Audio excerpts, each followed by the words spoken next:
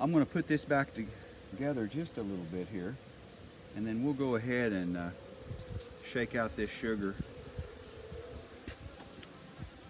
I guess I might as well do it right now. I'm going to go ahead and shake this sugar out.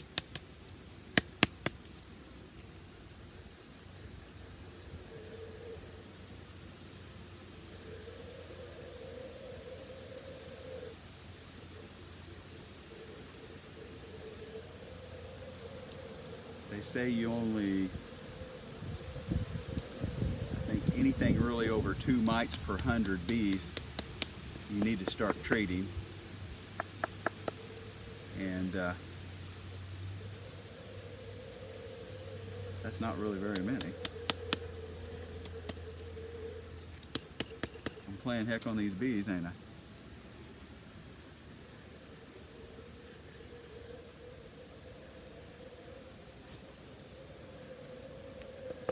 Well, while I've got them mad, I think I'll go ahead and pour just a little bit more sugar on top of them and shake them just a little bit more.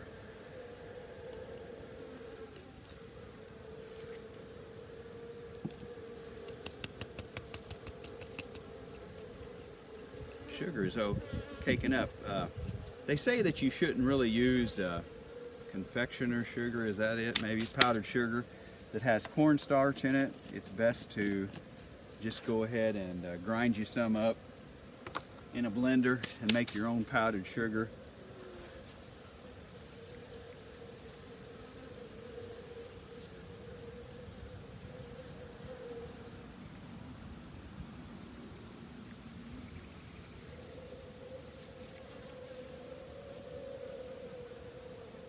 I'm going to let that set just another little second here, and then we'll finish shaking it out here. I think I can already see one for sure. Excuse me. Sugar or smoke, one of the two is getting me. Well, I've shook the bees up. They're not very happy, but they do act like they should maybe live after this.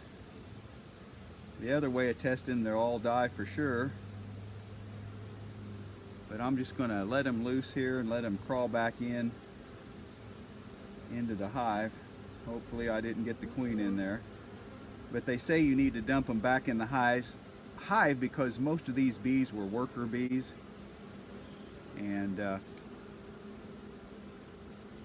they really, if you dumped them out on the ground, they may not make it back inside the hive there.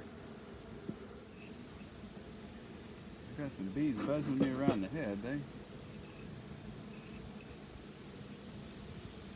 definitely haven't liked this.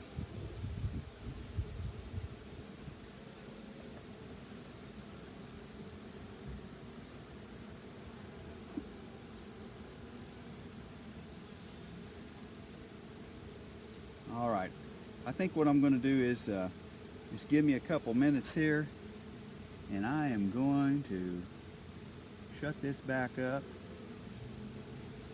and we'll check out and see what happened on the paper plate here. Well, I'm back here, and I just closed up the hive, and I thought I'd come over here and sit down and kind of see what we ended up with here with this sugar shake. They spray a little bit of water on the old sugar and get it to melt, and see what you got after that. I went ahead and opened up a few more drone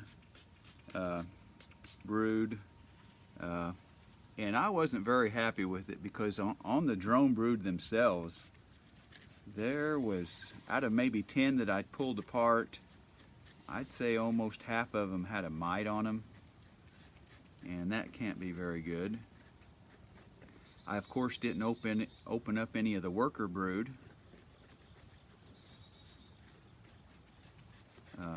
Maybe I should have done that.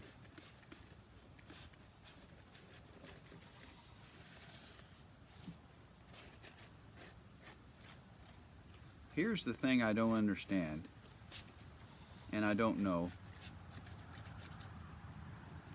here we did the sugar shake, had approximately 300 bees in there. I think I did that all right. And I shook them out here, and I only have 2 varroa mites. I don't know if you can see them or not,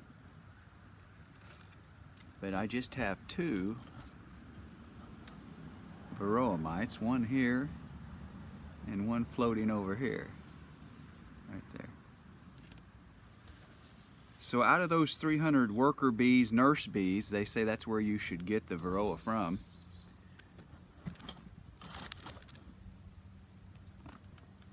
I just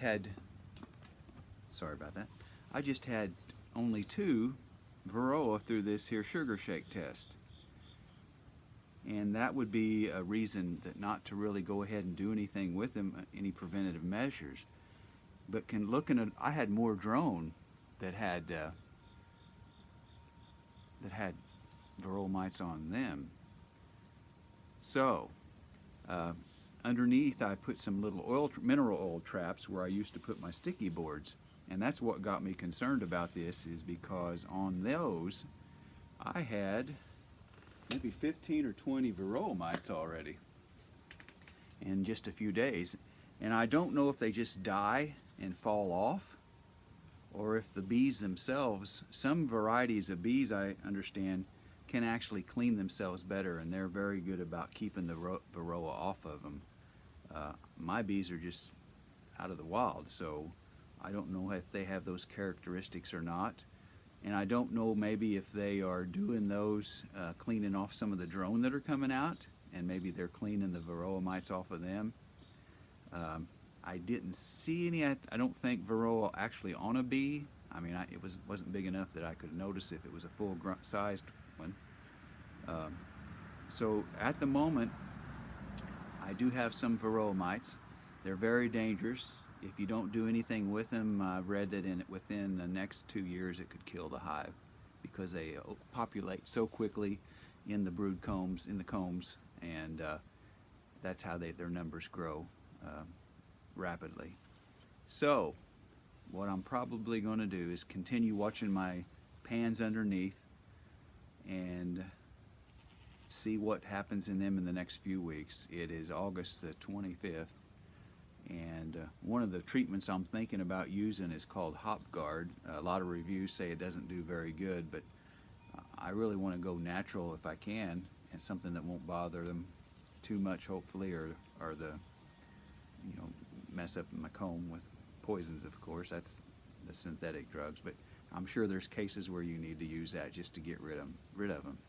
So I may try some HopGuard, and I think basically it's on some strips that I'll hang down in the brood comb, and I think it said to do that when the brood is empty. So I'll have to give them another couple weeks to kind of empty out their combs here, and I'll probably put that in maybe September for a few weeks and see if that does knocks any more off. So at least I can tell that I have some, and now the goal is not to let them overtake the hive.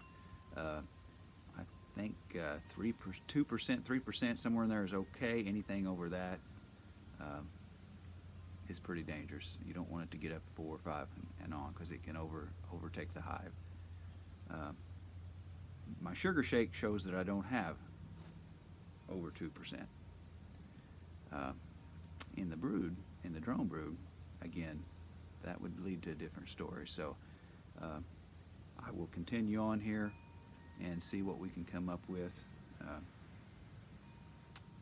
Thanks again for watching. Another thing that I've never messed with in my life is the varroa mites. So it seems like every time you've got something good, there's something bad that tries to take it away, or makes it a little bit more difficult to grow and watch and enjoy. Thanks again. Have a beautiful day, and God bless.